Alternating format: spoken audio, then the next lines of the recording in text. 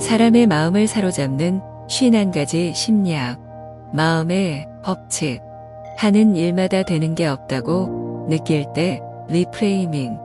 중요한 일정을 앞둔 날이다. 그러나 자명종은 정신줄을 놓아버렸다. 너무 늦게 깬 것도 복장 터지는 마당에 침대에서 일어나며 발을 접질렀다. 서둘러 집을 나서는데 외투 단추가 떨어져 나간다. 아, 어쩌자고 구두끈마저 풀릴까. 서류 가방을 들고 고개하듯 헐떡이며 달렸으나 바로 코앞에서 버스는 떠나고 말았다. 간신히 회사에 도착했는데 이번엔 승강기가 고장났다. 17층까지 걸어 올라가느라 양쪽 겨드랑이가 땀으로 푹 젖고 말았다. 비슷한 사건과 사고가 저녁까지 실타래처럼 내내 이어졌다. 하루의 마무리라도 잘하고 싶은 마음에 데이트 약속을 다음으로 미루었다.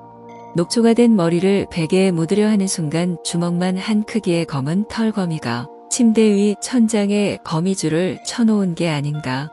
이런 날의 주인공이 당신이라면? 솔직히 말하자. 대부분의 평범한 사람이 이런 하루를 보냈다면 다음과 같이 탄식하지 않을까? 빌어먹을 하루. 긍정적으로 생각하라. 그럼 모든 게 좋아진다. 따위의 진부한 소리는 하지 않겠다. 심리치료에서 검증된 방법, 그것도 아주 뛰어난 효과를 자랑하는 방법을 알려주겠다. 하루가 다음과 같이 지나갔다고 생각하면 어떨까? 다행히도 자명종이 멈추어버린 덕분에 나른한 늦잠을 즐겼다. 버스를 놓쳤네. 뭐까지 덧대 다음 버스를 기다리는 동안 차분하게 회의 준비를 하자. 회사 빌딩의 계단 오르기는 아침 운동으로 여기면 그만이다. 데이트 약속을 미룬 건 역시 잘된 일일 수 있다. 엉망인 기분으로 데이트를 하다 보면 서로 얼굴 붉힐 일이 벌어질 수 있으니 말이다. 게다가 거미는 중국에서 복을 가져다주는 약물로 떠받들어진다. 이 두 번째 하루는 리프레이밍을 통해 다시 해석된 하루다. 틀을 새롭게 함이란 뜻의 리프레이밍은 틀을 바꾸어 사건을 다른 관점에서 보고 새로운 의미를 부여하는 것을 말한다. 리프레이밍은 사실에 아무것도 바꾸지 못하지만 우리가 앞으로 나아가는 것을 가로막는 부정적인 생각을 바꾸도록 도와준다. 이것이 곧 내 힘으로 사는 인생과 다른 힘에 끌려다니는 인생의 결정적인 차이다. 주의할 것은 이 방법을 충분히 의식해서 목표에 맞춰 활용해야 한다는 점이다. 무조건적으로 모든 것을 그저 멋지게 꾸며대라는 뜻은 결코 아니다. 먼저 자신의 느낌과 감정을 충분히 의식하자. 부정적인 느낌일지라도 허락하고 받아들이자. 그것은 나 자신의 일부이며 내 일생의 일부분이다. 로마의 스토아 철학자 에픽테토스의 말을 기억하자. 우리를 불안하게 만드는 것은 사물이나 사건이 아니다. 그것을 바라보는 우리의 생각이 불안의 원인이다. 꼴도 보기 싫은 직장 동료와 잘 지내는 법점화 효과. 금요일 저녁 부부가 소파에 나란히 앉아 텔레비전을 시청한다. 부부는 서로 은밀한 눈빛을 주고받으며 다음 단계로 넘어가려던 찰나였다. 갑자기 벽을 통해 이웃 여자의 커다란 신음소리가 들려왔다. 당신이 이런 상황에 처한다면 무슨 생각을 할까? 관절통이 정말 심각한 모양이군. 관리비 청구서가 벌써 도착했나? 섹스를 하면서 저렇게 꼭 소리를 질러야만 하나? 사람들은 대개 이런 상황이라면 가장 먼저 세 번째 경우를 떠올린다. 우리가 이럴 때 쓰는 것이 이른바 도식이다. 도식이란 말하자면 물건을 정리해두는 서랍과 같다. 어떤 상황을 만나면 우리는 그동안 살아오며 축적해둔 지식 가운데 어떤 것이 맞는지 서랍에서 끄집어낸다. 그러니까 도식은 우리가 매번 새로 배울 필요 없이 상황에 재빨리 대처하도록 도움을 준다. 그러나 도식은 부족한 정보를 보충하는 데도 활용된다. 그 전설적인 사례가 교통사고에서 흔히 등장하는 거짓 증언이다. 뒤에서 뻥하는 소리가 나는 걸 들었죠. 그래서 돌아보았더니 빨간색 자동차가 파란색 차를 들이받았더군요. 충격음을 듣고 고개를 돌린 사람이 사고 발생 과정을 목격했을 리 없다. 도식을 활성화하는 것을 점화 효과라고 부른다.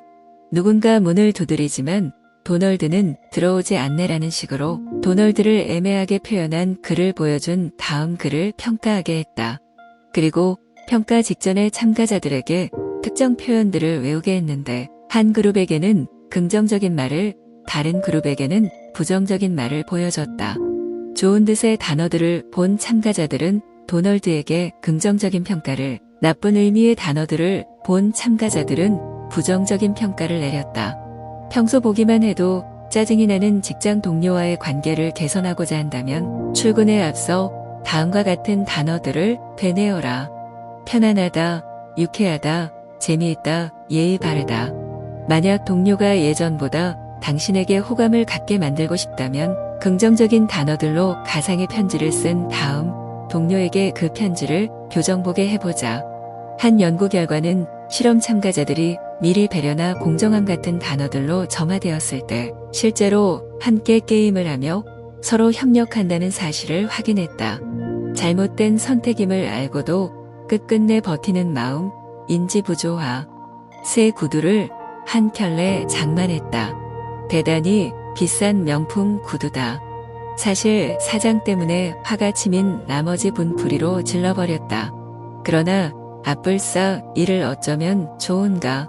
분명 맞는 사이즈를 골랐음에도 발이 들어가지 않는다. 교환에 필요한 영수증은 매장을 나서면서 아무 생각 없이 쓰레기통에 버리고 말았다. 이제 당신 머릿속에서는 어떤 일이 벌어질까? 빌어머를 매장에서 확인했어야지. 영수증을 버리다니 어쩜 이렇게 멍청할까? 저 비싼 구두를 이제 교환도 못하겠구나. 그냥 너무 긴 하루를 보냈더니 내 발이 부은 것뿐이야. 내일 아침이면 구두가 맞을 거야. 평소 얼마나 갖고 싶었던 구두야. 그것만으로도 충분해. 연구 결과에 따르면 사람들은 대개 두 번째 답을 고른다고 한다. 왜 우리는 굳이 변명까지 꾸며대며 자신의 상황을 그럴싸하게 합리화하려고 할까? 1957년 미국의 심리학자 레온 페스팅거가 주장한 인지부조화 이론에 따르면 어떤 목적을 이루기 위해 최선을 다했음에도 그 결과가 신통치 않을 경우 우리는 인지부조화 상태에 놓이게 되고 그 모순을 합리화하려 든다. 어떤 일에 투자한 노력이 크면 클수록 우리는 그것에 해당하는 가치를 높게 매기는데 이런 현상을 심리학자들은 매몰 비용의 오류라고 부른다. 매몰 비용의 오류에 빠지게 되면 사람들은 흔히 싼 게 비지떡이지 않은 표현을 쓰면서 투자한 노력을 정당화한다. 매몰 비용의 오류는 가정에서도 쉽게 볼 수 있는 현상이다.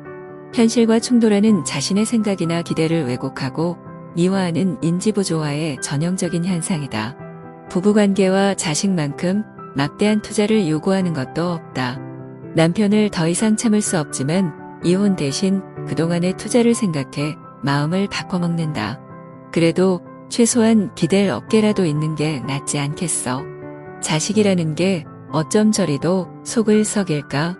그래도 내 새끼라 그런지 저렇게 이뻐 보이니 참을 수밖에. 직장 상사와 동료를 두고도 똑같은 일이 벌어진다. 잘못된 선택일지라도 이제 와서 바꾸기란 여간 어려운 일이 아니기 때문이다. 남의 감정을 내 것으로 받아들이면 위험하다. 동정 vs 공감.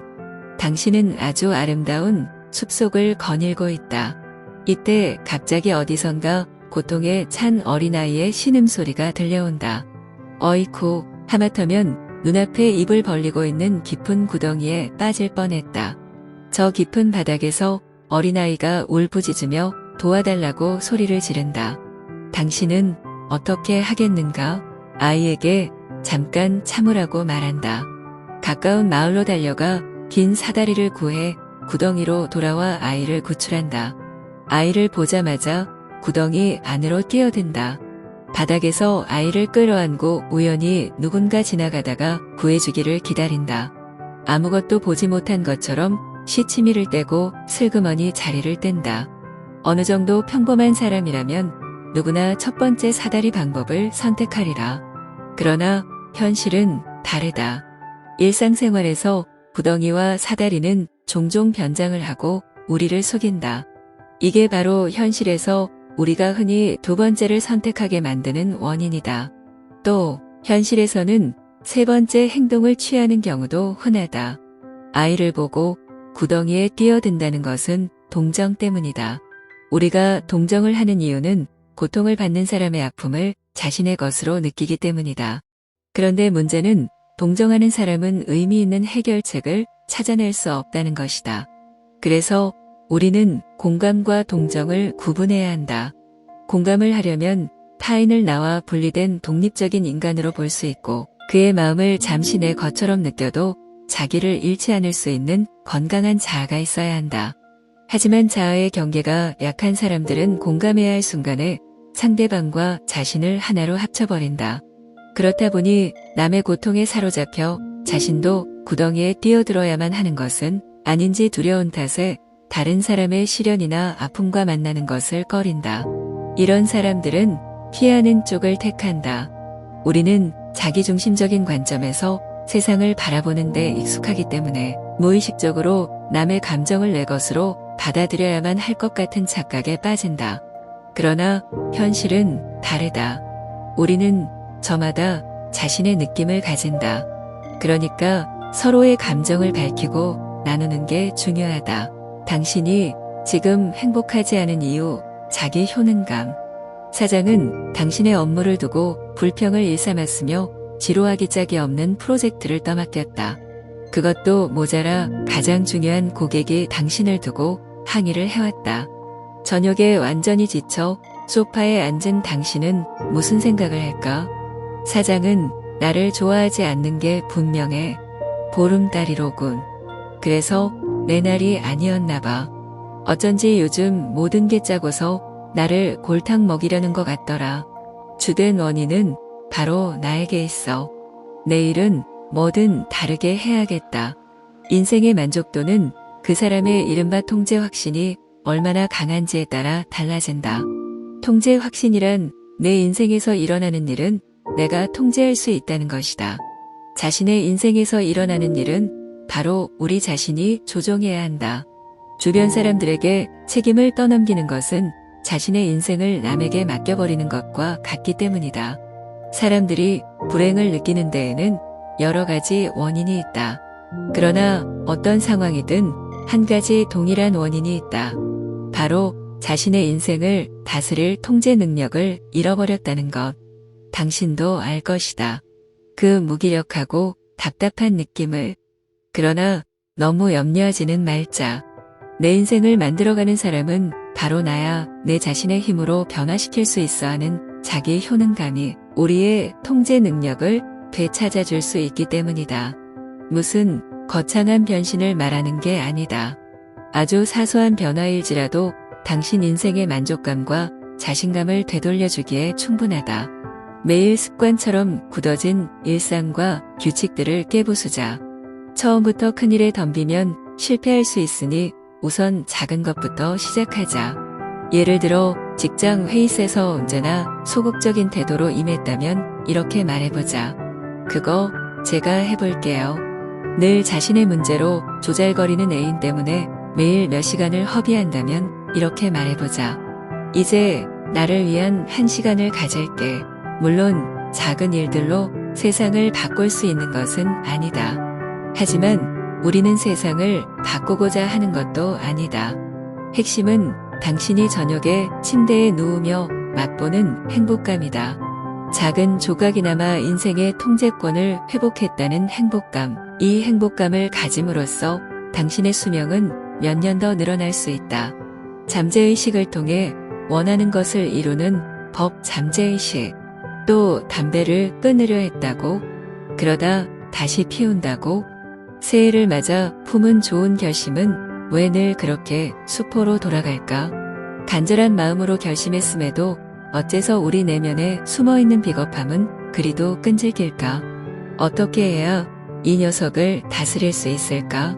왜 우리는 좋지 않은 일이라는 것을 알면서도 집착할까? 어째서 불필요한 강제와 갈등에 시달릴까? 더 나은 방법을 알고 있고 기분이 좋지 않음에도 왜 멈추지 못할까? 답은 생각보다 간단하다. 그래야 마음이 편하니까. 우리 안에는 변화를 싫어하는 잠재의식이라는 비겁한 겁쟁이가 숨어 있다. 잠재의식은 변화가 일어나 지금까지 유지해온 틀이 깨지는 것을 아주 싫어한다. 우리가 문제 혹은 갈등 따위를 명확하게 의식하려고 들면 대개 잠재의식이 가로막는다. 지금까지 안정적이었다고 믿어온 구조를 잃을까봐 두려워하는 것이다. 인생은 예측할 수 없고 통제 불가능한 일의 연속인데 그 모든 것을 떠받치는 기본 틀이라는 습관에 한사코 매달린다. 그렇게 함으로써 내 인생은 내가 통제한다는 환상에 빠진다. 그리고 이 환상 속에서 잠재의식은 구름처럼 편안하다. 흔히 잠재의식을 무의식과 혼동하는 경우가 있는데 무의식은 없는 의식이 아니라 숨어있는 의식이다. 잠재의식은 같은 차원의 주파수를 갖는 신호를 특히 잘 받아들인다. 그러므로 이른바 자기 암시라는 방법으로 당신의 잠재의식을 프로그램하라. 예를 들어 머릿속으로 늘 다음과 같이 되뇌어라. 내 자유의지로 지금부터 담배로부터 자유로운 인생을 살리라. 이런 주문을 계속 걸어라. 우주를 상대로 소원을 빌라는 말이 아니다. 우리는 단적으로 잠재의식을 변화의 과정에 맞춰야 한다. 잠재의식에는 갈등 상황을 풀어낼 수 있는 수많은 해결책이 가득 쌓여 있다. 다만 쉽게 떠오르지 않을 뿐이다. 자기 암시라는 방법을 통해 이 해결책을 차례차례 풀어내어 의식 차원으로 끌어올려야 하나. 긍정적 사고는 이렇게 작용한다. 모든 게 좋아지리라. 왜 우리는 거미보다 아기 곰을 좋아할까? 평가자 간의 신뢰도. 동물원을 잠시 산책한다고 상상해보자. 어떤 동물이 매력적인가? 어느 녀석이 귀여워 가까이 만져보고 싶은가? 심지어 집에 데리고 가고 싶은 동물은 아기곰, 플라밍고, 전기뱀장어, 물범, 타란툴라, 비버. 왜 우리는 거미보다 아기곰을 좋아할까? 둘 다 소중한 생명체이니만큼 관심과 애정도 똑같이 생겨야 마땅하지 않을까? 흔히 생각하는 성격 때문에 그런 차이가 벌어지지는 않았으리라. 일반적으로 우리는 곰도 거미도 그 성격이 무엇인지 잘 알지 못하기 때문이다. 그렇다면 남는 답은 하나다. 외모. 우리가 어떤 생명체를 좋아하는가 하는 물음의 답은 상당 부분 우리가 그 동물을 시각적으로 매력있다고 느끼느냐에 달려있다. 외모 중심주의는 사람을 대할 때에도 적용된다. 잘생긴 사람은 상대적으로 훨씬 더 쉬운 인생을 산다. 그것도 태어나면서부터. 사람들은 미남미녀를 보면 실제로는 그런 것을 전혀 가지고 있지 않음에도 모든 긍정적인 특징을 갖다 붙인다. 그러나 다행히도 아름다움은 어디까지나 주관적이다. 그럼 모든 게 견해, 차이에 지나지 않을까? 무슨 말도 안 되는 말씀. 대중은 대부분 비슷한 아름다움의 척도를 가지고 있다. 이런 기준은 심지어 문화의 차이도 뛰어넘는다. 남성이든 여성이든 매력적으로 보이는 특별한 비법은 어느 문화를 막론하고 높게 자리 잡은 광대뼈이다. 아쉽게도 당신이 이런 축복을 받지 못했다면 수술이 아니고서는 바꿀 수 없다. 그러나 희망은 있다. 막강한 힘을 가진 언제 어디서나 통하는 무기가 있는데 바로 큰 눈이다. 누구나 눈만 크게 떠도 충분히 매력적으로 보일 수 있다. 눈을 의식적으로 크게 뜨는 것은 누구나 할 수 있는 일이다. 말하자면 훈련과 습관화의 문제인 셈이다. 상대방이 거절할 수 없게 부탁하는 부정적 상태 감소 가설 vs 공감 이타주의. 새로운 자동차를 구입하느라 무리를 했다. 그런데 돈이 급하게 필요하다. 저녁이면 자주 같이 술 마시러 가는 이웃에게 돈을 꾸고 싶다. 다음 세 가지 상황 가운데 어느 때 부탁하는 게 가장 좋을까? 그가 아빠가 되었을 때, 그가 막 아내와 이혼했을 때, 지극히 평범한 날. 사람들은 대개 자발적으로 세 번째 상황을 택한다. 평범한 하루일 때 마음이 여유로우며 신경이 날카롭지 않다고 판단하기 때문이다. 그렇지만 그런 날이야말로 이웃이 당신을 도울 가능성이 가장 희박하다. 여러 연구에 따르면 사람은 자신이 기분이 좋을 때 흔쾌히 남을 돕는다고 한다. 기분이 좋으면 마음이 긍정적이고 개방적이 되어서 관대한 마음으로 다른 사람을 기꺼이 돕게 되는 것이다. 그런데 더 놀라운 사실이 있다. 사람은 기분이 좋지 않을 때에 더 열심히 남을 도우려 한다는 사실이다. 서글픈 감정에 빠진 사람일수록 기꺼이 남을 도우려 한다. 이른바 부정적 상태 감소 가설에 따르면 기분이 나쁘면 상황을 개선할 가능성을 체계적으로 찾는다. 좋은 일을 함으로써 기분의 밸런스를 맞추려 한다는 것이다. 그럼 결국 우리는 기분의 밸런스를 맞추기 위한 이기적인 동기에서만 남을 돕는다는 말일까? 이 물음을 두고 학자들은 오래전부터 논쟁을 벌여왔다. 이른바 공감 이타주의는 우리가 다른 사람에게 진정한 공감을 느낄 때 정말 자신을 돌보지 않는 헌신적인 도움을 줄 수 있다고 본다. 결국 왜 돕는가 하는 물음은 그리 중요하지 않다. 그리고 이제 어떻게 해야 남의 도움을 잘 받을 수 있는지 알게 되었으니 이익이다. 앞으로 도움을 요청할 일이 생기면 아무리 급해도 그가 지금 어떤 상태인지 체크하라. 그가 나를 도울 마음이 없는 게 아니라 단지 타이밍이 좋지 않았던 것일 수도 있으니까 말이다. 타인과 갈등에 빠지는 것을 피하려면 동물행동학.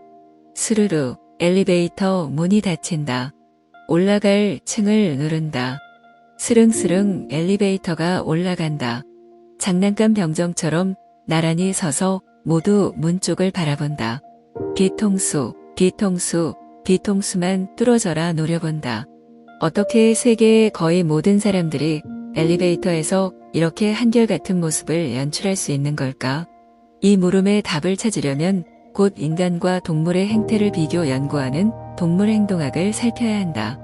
호주에서는 캥거루들이 서로 복싱을 하며 싸움을 벌이는 광경을 종종 볼 수 있다. 그런데 한동안 주먹다짐을 벌이던 캥거루들은 어느 순간 마치 누군가 중재라도 한 듯 평온을 되찾고 조용히 줄을 지어 앉아 모두 같은 방향을 바라본다. 동물학자들은 이 기묘한 행동을 다음과 같이 설명한다. 캥거루들은 서로 반대가 되는 태도를 지워버리려 싸움을 벌이고 주변 환경 지각을 통일함으로써 평온을 되찾는다. 일렬로 앉아 한 방향을 바라보면 마주보지 않기 때문에 더 이상 흥분할 일이 없이 평온해지는 것이다. 바로 이런 원리는 인간들이 좁은 공간에 몰릴 때에도 적용된다. 좁은 엘리베이터 안에서는 사람들 사이의 간격이 좁아서 서로 강렬한 자극에 노출된다. 우리는 대략 80cm 정도 타인과 거리를 두어야 상황을 편안하다고 여긴다. 대개의 경우 엘리베이터를 포기하기란 어렵다. 결국 우리는 태도를 상황에 맞추는 수밖에 도리가 없다. 캥거루와 똑같이 행동하는 게 답이다. 문을 향해 초점을 맞추고 집단적으로 앞 사람의 뒤통수를 바라봄으로써 직접적인 자극을 주고받을 위험을 모면하는 것이다. 갈등에 빠지는 것을 피하려면 제3의 것에 함께 집중하면 된다.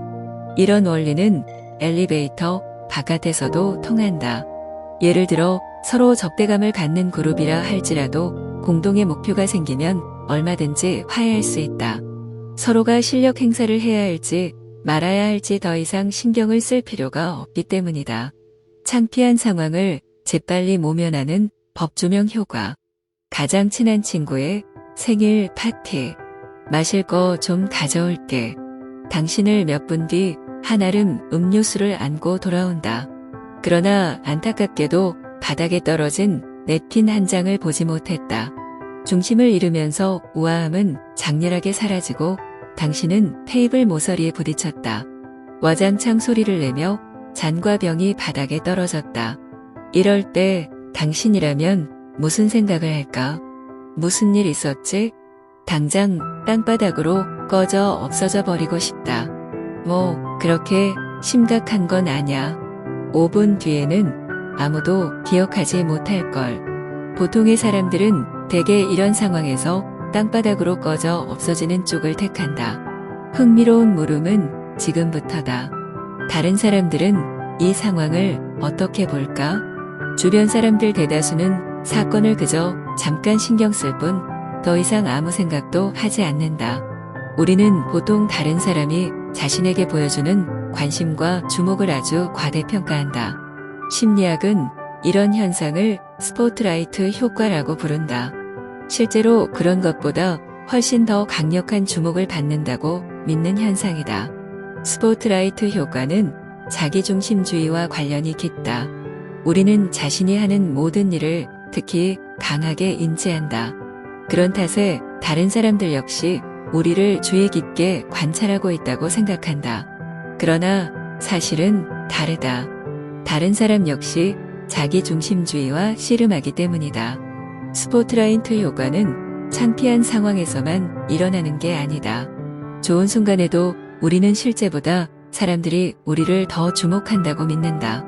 그래서 나중에 내가 한 일이 별로 주목받지 못하거나 아예 무시되었다는 것을 알게 되면 크게 실망을 한다. 다른 사람이 내가 하는 일에 별 관심이 없다는 사실은 분명 쓰라리다. 그러나 동시에 해방감도 준다. 스포트라이트 효과를 염두에 두고 행동하면 두 가지 방향으로 도움이 된다. 우선 그렇게 쪽팔리는 일은 없다. 사람들은 자신에게 몰두하느라 나를 신경 쓰지 않기 때문이다. 다음으로 세상이 오로지 나만 뚫어져라 바라보는 게 아님을 깨닫는다. 이런 깨달음은 묘한 해방감과 편안함을 준다.